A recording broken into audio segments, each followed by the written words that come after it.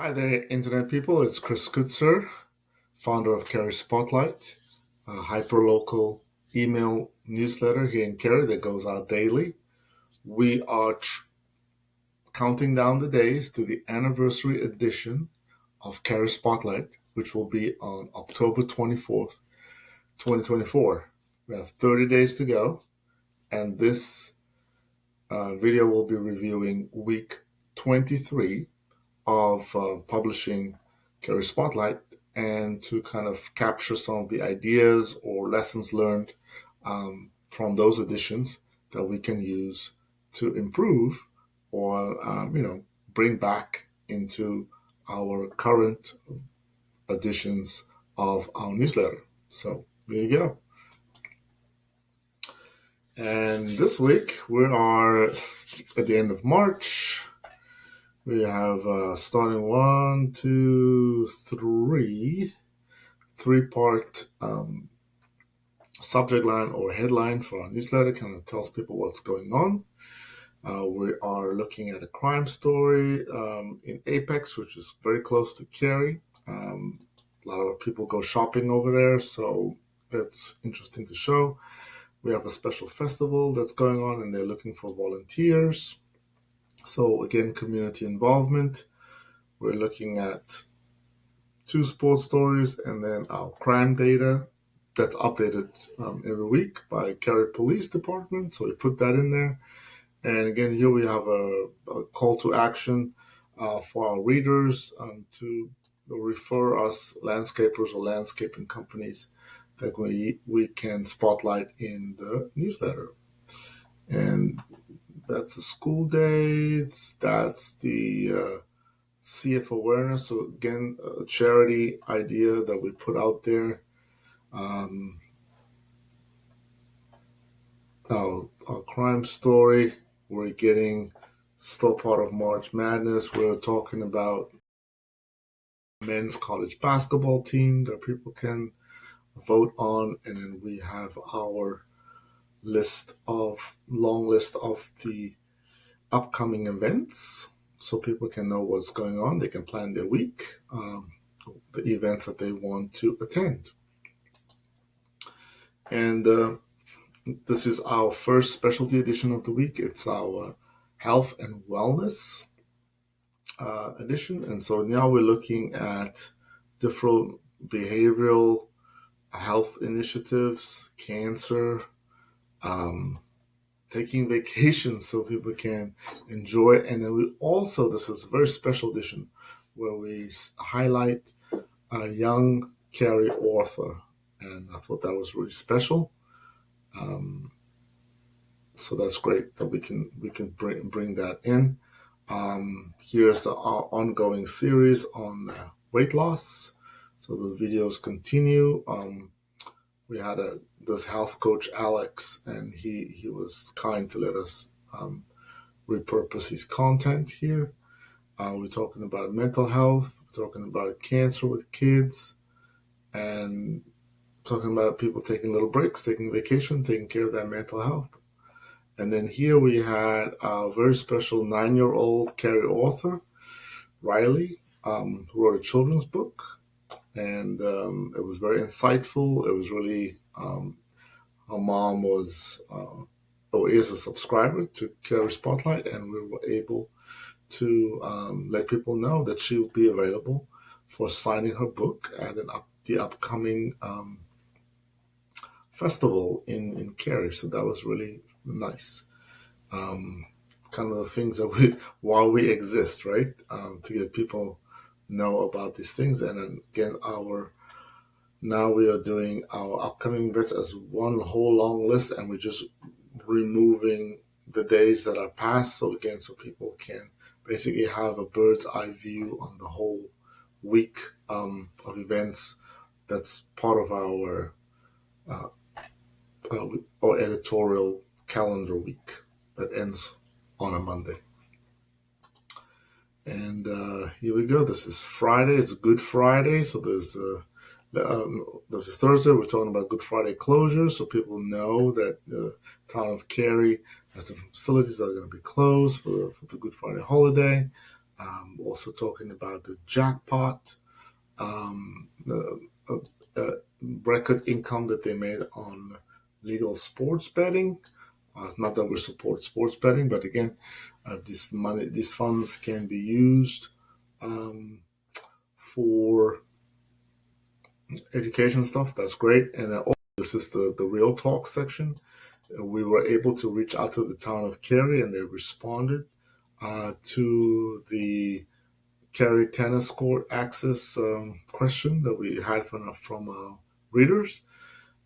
We shared some of the feedback that we got in our newsletter, and the town was able to respond to let people know what progress has been made, what steps have been taken that people were not aware of. So they were able to tell their side of the story. So I was very happy that we were able to reach out to them and were able to actually present that kind of a balanced take on the story, since again we made sure that it's important that people know what the town is up to and that they were listening to them. So that was kind of interesting.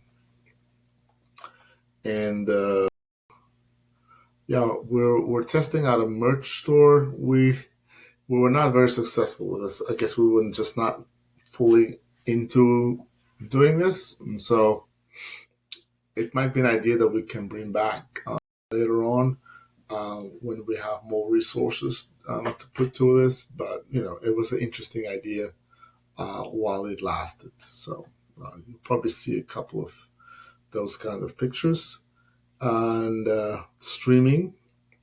Yes, during the high school sports season or school when school's in session, we'll definitely started to tell people about the screening events that they can have. They can stream the high school sports, local high school sports.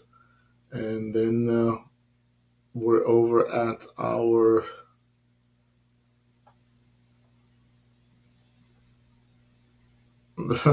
this is our second specialty edition, which is the travel and discovery edition. For some reason, we did not label it as such, but okay, that sometimes happens.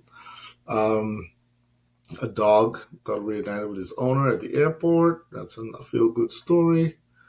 Um, there's another feel good story about Cary winning a prestigious best cities on the Rise list. Okay. And then there was a little funny story at the Bojangles that had their um, name misspelled, and then anything that we got wrong, we fixed. We talked about that. And then we have another story about habitat restores and the different things that they have an impact. So there you go. So there's the Cary story, City on the Rise. Um, Bojangles typo. We're doing the generation question again. And we have our sports section. And then highlighting one of the events that's coming up, which is the egg hunt. That was managed by Habitat Way to Restore Cary. So that's why we pulled that out and let people know. And then, as usual, we end with hold on. We're missing an addition here. Did I skip over one? Let's check the archive. We get the 8, we get this one. So we were here. 1, 2, 3, 4, 5. 1, 2, 3, 4, 5. 1, 2, 3, 4, 5. Okay, so we're missing 2 editions. That's interesting. So we had one airport edition that was not a specialty edition. So with Eyes on the Courage, so letting people know of the football game that's coming, a soccer game that's coming up.